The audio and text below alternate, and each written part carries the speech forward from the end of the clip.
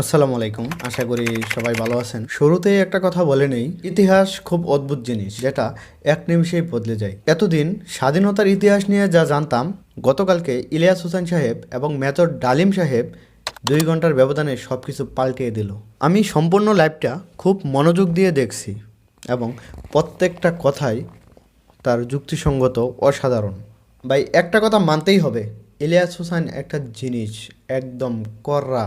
একটা আবার চিন্তা করে দেখুন, যে মানুষটার মেজর ডালিম এত বছর 50টা বছর যাবৎ লুকায়িত, তার হদিস কেউ পায় নাই, এই ইলিয়াস হোসেন কিন্তু সেই মানুষটাকে খুঁজে বের করছে এবং তাকে জনসম্মুখে নিয়ে আনছে এবং তার লাইভটা একসাথে 8 লক্ষ মানুষ দেখছে। বাংলাদেশের ইতিহাসে এটা কিন্তু প্রথম যে এত মানুষ একসাথে তার লাইভে জয়েন হয়েছে। এমনকি আজকে পর্যন্ত এই লাইভটা 10 মিলিয়ন ভিউজ ওভার করছে, মানে 1 কোটিরও বেশি মানুষ এই লাইভটা দেখছে। আচ্ছা, একটাবার চিন্তা করেন, মেজর ডালিম তো খুনি, সে তো শেখ মুজিবকে হত্যা করছে, শেখ হাসিনার পরিবারকে একবারে ধ্বংস করে দিছে।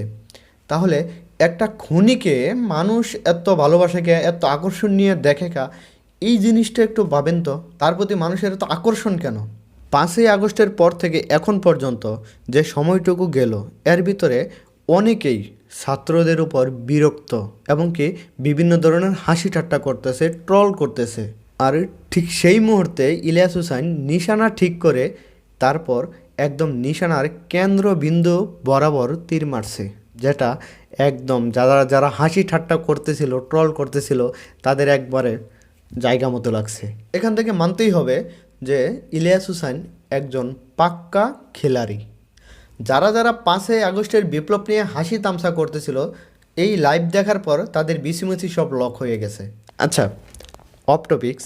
আগস্ট মাস, তেনারা যদি জানতো এই আগস্ট মাসেই তাদের পতন হবে, আমার মনে হয় মানে বাংলাদেশের ক্যালেন্ডার থেকে, পৃথিবীর ক্যালেন্ডার তো তাদের দ্বারা চেঞ্জ করা সম্ভব না, বাংলাদেশের ক্যালেন্ডার থেকে এই আগস্ট মাস নামটাই উঠাইয়া দিত। তখন বছর হইতো 11 মাসে আর মাস যাইতো 33 দিনে। কারণ 5ই আগস্ট বলেন আর 15ই আগস্ট বলেন, আগস্ট কিন্তু একটাই। তাদের জন্য আগস্ট মাসটা খুবই কুফা একটা মাস।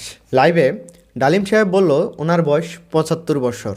এখন ওনার বয়স 75 হোক বা 78 হোক, তাতে কোনো সমস্যা নেই, কিন্তু তার প্রত্যেকটা কথাই ছিল যুক্তিসঙ্গত। আপনি যদি এই লাইভটা সম্পূর্ণ দেখেন তাহলে বুঝতে পারবেন আপনি ইতিহাস সম্পর্কে বিগত বছর যাবৎ জন্মের পর থেকে কি জেনে আসছেন আর সত্যিকার ইতিহাসটা কি। এই যে দেখেন, মেজর ডালিম কিন্তু লাইভে আসছে গ্রিন স্ক্রিনে, সে কিন্তু একটা দেওয়ালও ইউজ করে নাই, সে এখনও আত্মগোপনে আছে। এই লাইভে আসার পরও আত্মগোপনে আছে। এই লাইভ দিয়ে কেউ তার ঠিকানা আইডেন্টিফাই করতে পারবে না, কারণ সে গ্রিন স্ক্রিনে আসছে, বোঝার মতো কোনো অপশন নেই। সে যদি পিছনে একটা দেওয়াল রাখতো, তারপরেও সেটাকে খুঁজে খুঁজে বের করা যেত এই দেওয়ালটা কোন জায়গায় আছে। সেটা রাখে নাই, সে গ্রিন স্ক্রিনে আসছে। আর গ্রিন স্ক্রিনে আসার একটা মাত্র কারণ, সে এখনও তার নিজের অবস্থান হাইড রাখতে চাচ্ছেন। আপনারা যারা যারা এই লাইভটি দেখছেন, তারা দেখছেন কেউ একজন এই ডালিম সাহেবকে টোকেনে কিছু একটা লিখে দিচ্ছে, তার মানে সে পর্যাপ্ত পরিমাণ সিকিউরিটি নিয়ে আছে, তার সাথে আশেপাশে আরও লোকজন আছে, তার সিকিউরিটি কোনো অভাব নেই। এবং কি বারবার কিন্তু ইলিয়াস সাহেবকে বলতেছিল যে লাইভ বেশি লম্বা করা যাবে না, সংক্ষিপ্ত করতে হবে। আমার কথা হলো, সংক্ষিপ্ত লাইভ যদি 2 ঘন্টার হয়, যদি মন খুলে আরও কথা বলে, আমার মনে হয় না 2-3 দিনে শেষ হবে। আজ থেকে কিছুদিন আগে ডক্টর ইউনূস সাহেব একটা কথা বলছিল, ওই কথাটা হলো রিসেট বাটনে চাপ দেওয়া নিয়ে। এই কথাটার জন্য সে অনেক বেশি আলোচিত এবং সমালোচিত হয়েছিল, কিন্তু সেই রিসেট বাটন যে ইলিয়াস হোসেন এবং মেজর ডালিম চাপ দেবে, এটা কিন্তু কেউ কল্পনাও করে নাই। আওয়ামী শাসনামলে এমন একটা সময় পার করছি আমরা, যে সময়টা আমার জীবনের সবচেয়ে ড্রাগ সময়। ওই সময়টাতে কেউ যদি পবিত্র কোরআন শরীফকে অবমাননা করছে বা সেটা নিয়ে ট্রল করছে, হাসি ঠাট্টা করছে, কোনো সমস্যা নাই। বিশ্বনবী হজরত মোহাম্মদ সাল্লাল্লাহু আলাইহি সাল্লামকে কেউ যদি ট্রল করছে, তাতেও কোনো সমস্যা নেই, কেউ কোনো দিন গ্রেপ্তার হয় নাই। কিন্তু ওই সময়টাতে যদি শেখ মুজিবকে নিয়ে কেউ কখনো হাসি ঠাট্টা বা ট্রল করছে, 3 থেকে 4 ঘন্টা, এই 3 থেকে 4 ঘন্টার ভিতরেই ওকে গ্রেপ্তার করা হয়েছে। এখন আপনি বুঝতেই তো পারতেছেন, তারা ধর্মের থেকেও উপরে চলে গিয়েছিল, আর এতটা উপরে কখনো যাওয়া ঠিক না। এখানে অনেকেই বলতেছে এটা মেজর ডালিম না, তাকে সাজানো হয়েছে। আপনি একবার নিজের বিবেক দিয়ে চিন্তা করুন, আপনাকে যদি কেউ কোনো ঘটনার কথা শিখায় দেওয়া হয়, আপনার ভিতরে আ উ এ উ ক্যাতকুতের অভাব থাকবে না। সে জায়গায় মেজর ডালিম অনায়াসে 2 ঘন্টা লাইভ করছে। আমার একটা কথাও মনে হয় না যে এই কথাগুলো ওনাকে শিখাইয়া দেওয়া। হ্যাঁ, এটাই মেজর ডালিম, 100% এটাই মেজর ডালিম।